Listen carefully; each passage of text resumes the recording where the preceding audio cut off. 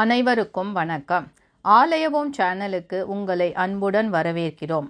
இன்றைய பதிவில் திருவண்ணாமலை மாவட்டம் ஆரணியில் அமைந்துள்ள இராமாயண காலத்துடன் தொடர்புடைய புத்திர காமேஷ்டீஸ்வரர் திருக்கோயில் பற்றி பார்ப்போம்.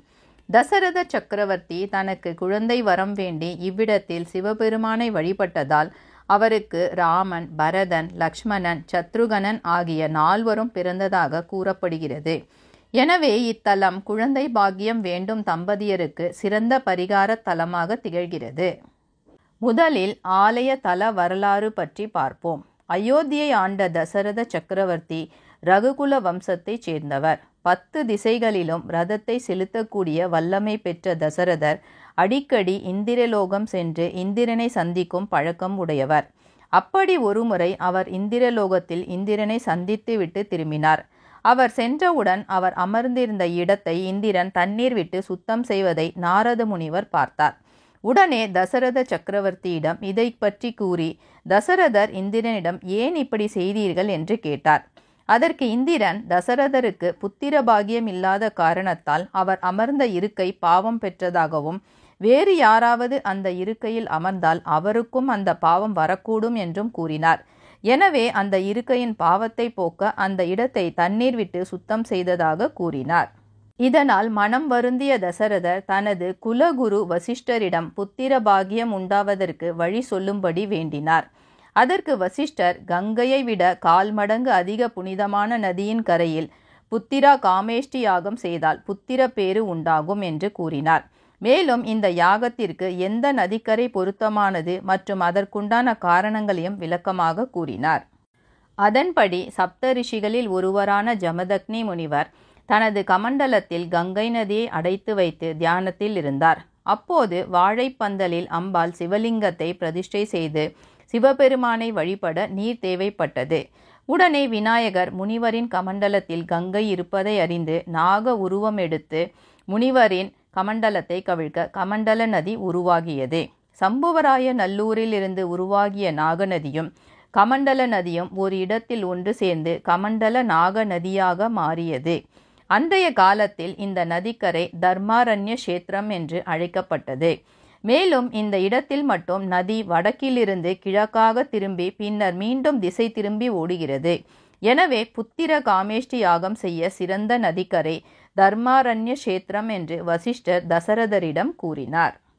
தனது யாகத்திற்கு சரியான இடத்தை தேர்வு செய்த வசிஷ்டருக்கு தசரதர் நன்றி கூறிவிட்டு அங்கு விரைந்தார். அப்போது எதிர்கரையில் பழங்காவநல்லூர் என்னும் இடத்தில் கலைக்கோட்டு முனிவர் காசி விஸ்வநாதரை வழிபடுவதை அறிந்த தசரதர் அவரை இங்கு வரவழைத்தார். அவரின் உதவியோடு ஒரு சிவலிங்கத்தை பிரதிஷ்டை செய்து புத்திர காமேஷ்டி யாகத்தை சிறப்பாக நிறைவேற்றினார். அதன் பிறகு பல இடங்களில் புத்திர காமேஷ்டி யாகத்தை செய்தார். இறுதியாக அவர் யாகம் நடத்திய இடமே அயோத்தி. அதன் பிறகு யாகத்தின் பலனாக தசரதருக்கு ராமர், லக்ஷ்மணர், பரதர் மற்றும் சத்ருகனர் என்னும் 4 புத்திரர்கள் பிறந்தனர். அதன் பிறகு தசரதர் இங்கேயே சிவனுக்கு கோயிலை நிறுவி தான் நடத்திய யாகத்தின் பெயரையே சிவனுக்கு சூட்டினார். அன்றிலிருந்து இத்தலத்தில் வீற்றிருக்கும் சிவபெருமான் புத்திர காமேஷ்டீஸ்வரர் என்று அழைக்கப்படுகிறார். அன்றைய தர்மாரண்ய கஷேத்திரம் பகுதியே பின்னாளில் ஆரணியின் தொடக்க பகுதியாகவும் தற்போது புதுகாமூர் என்றும் அழைக்கப்படுகிறது.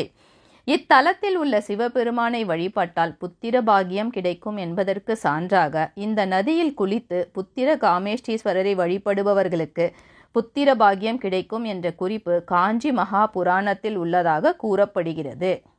அடுத்து ஆலயத்தை தரிசிப்போம். எந்த ஒரு செயலையும் விநாயகரிடம் துவங்கி ஆஞ்சநேயரிடம் முடிக்க வேண்டும் என்று நம் முன்னோர்கள் சொல்வதுண்டு. அதன் அடிப்படையில் இந்த கோயிலில் ஆலய கோபுரத்திற்கு வெளியே கமண்டல நதிக்கரையில் வடக்கு பார்த்து படித்துறை விநாயகரும் அவருக்கு எதிரே வீர ஆஞ்சநேயரும் தரிசனம் தருகின்றனர். இங்கு வீர ஆஞ்சநேயர் சங்கு சக்கரத்துடன் வித்தியாச தோற்றத்தில் காட்சி தருகிறார். பக்தர்கள் எந்த ஒரு செயலையும் ஆரம்பிக்கும் முன்பு இந்த விநாயகரை வணங்கி வேண்டிக் கொள்கின்றனர். அந்த செயல் சிறப்பாக முடிந்ததும் ஆஞ்சநேயரை வழிபடுகின்றனர். இப்படி விநாயகர் மற்றும் ஆஞ்சநேயரை எதிரெதிரே காண்பது அரிது. ராஜகோபுரத்திற்கு முன்பு வெளிப்புறத்தில் நேரெதிரே தசரத மகாராஜாவிற்கு சன்னதி உள்ளது. சன்னதியில் தசரத சக்கரவர்த்தியாக இல்லாமல் யாகம் நடத்திய போது இருந்த முனிவர் அமைப்பில் காட்சியளிக்கிறார். கைகளில் ருத்ராட்ச மாலை மற்றும் கமண்டலத்துடன் மூலவரை பார்த்தபடி காட்சி தருகிறார். இவருக்கு விசேஷ நாட்களில் பூஜைகள் நடைபெறுகின்றன. கோயிலின் முன்பு உள்ள வேப்பமரம் மற்றும் ஆலமரத்தடியில் நிறைய நாகர் சிலைகள் பிரதிஷ்டை செய்யப்பட்டுள்ளன. பக்தர்கள் நாகதோஷம் நீங்க தங்களின் பிறந்த நட்சத்திர நாளில் கோயிலில் வழிபாடு செய்து இங்கு நாக பிரதிஷ்டை செய்வது வழக்கம். ஆலய ராஜகோபுரம் 3 நிலைகள் மற்றும் 5 கலசங்களுடன் கிழக்கு நோக்கி அமைந்துள்ளது.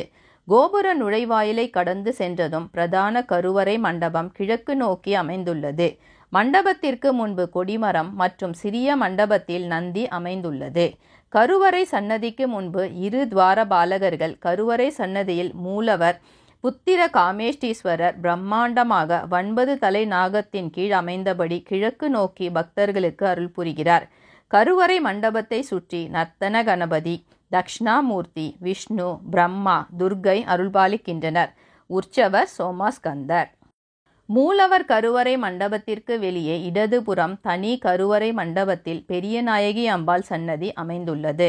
இத்தலத்தில் சற்று வித்தியாசமாக அம்பாள் கருவறை மண்டபத்திற்கு எதிரே தனி கொடிமரம், பலிபீடம் மற்றும் வாகனம் அமைந்துள்ளது. கருவறை சன்னதியில் பெரிய நாயகி அம்பாள் நின்ற கோலத்தில் அபய வராத முத்திரையுடன் கிழக்கு நோக்கி பக்தர்களுக்கு காட்சியளிக்கிறாள்.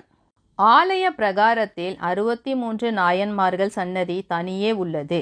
தனி மண்டபத்தில் பிள்ளையார், பஞ்சலிங்கம் அம்பாள், காசி விஸ்வநாதர், விசாலாட்சி, சகஸ்ரலிங்கம், அஷ்டோத்திரலிங்கம், நந்தி ஆகியவை காட்சியளிக்கின்றன.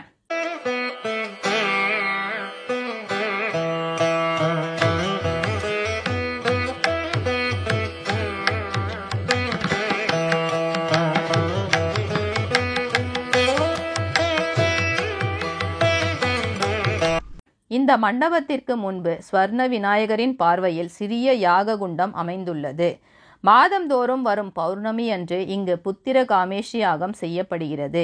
வருடத்திற்கு ஒரு முறை ஆனி மாத பௌர்ணமி அன்று 11 சிவாச்சாரியர்கள் இணைந்து புத்திர காமேஷ்டி யாகத்தை சிறப்பாக நடத்துகின்றனர். இந்த யாகத்தில் 100க்கும் மேற்பட்ட தம்பதிகள் குழந்தை வரம் வேண்டி பங்கு பெறுகின்றனர். தனி சன்னதியில் கோபாலகிருஷ்ணன் தனது துணைவியர் பாமா ருக்மணியுடன் காட்சியளிக்கிறார். அடுத்த சன்னதியில் வள்ளி தெய்வானை சமேத சண்முகர் 6 முகங்களுடன் அருள் புரிகிறார். ஒரு சன்னதியில் வீரபத்ரர், காளி தரிசனம் தருகின்றனர். இது தவிர நவகிரக சன்னதி, காலபைரவர் சன்னதி, சனி, சூரியன் சன்னதிகள் மற்றும் தீபம் ஏற்றும் மேடை உள்ளன. ஆலய தலவிருட்சம் பவழமல்லி. ஆலய தீர்த்தம் கமண்டல நதி. பிரார்த்தனை சிறப்பு. இத்தலம் குழந்தை பாக்கியத்திற்கான முக்கிய பரிகார தலமாக திகழ்கிறது.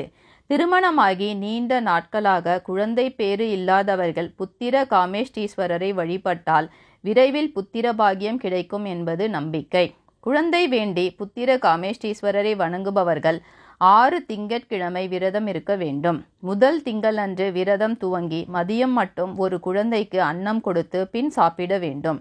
2ஆம் வாரத்தில் 2 குழந்தைகள், 3ஆம் வாரத்தில் 3 என்ற அடிப்படையில் 6வது திங்களன்று 6 குழந்தைகளுக்கு அன்னதானம் பரிமாறி விரதம் இருக்க வேண்டும். 7வது திங்கட்கிழமை அன்று மூலவருக்கு செவ்வரளி பூ மற்றும் பவளமல்லி மாலை அணிவித்து மிளகு சேர்த்த வெண்பொங்கல் நெய்வேத்தியம் செய்து வணங்க வேண்டும். பிரார்த்தனை நிறைவேறியவுடன் சிவனுக்கும் அம்பாளுக்கும் அபிஷேகம் செய்து வஸ்திரம் அணிவிக்கின்றனர். ஆலய நடை திறப்பு நேரம் காலை 7 மணி முதல் 11 மணி வரை மற்றும் மாலை 5 முதல் இரவு 8 மணி வரை.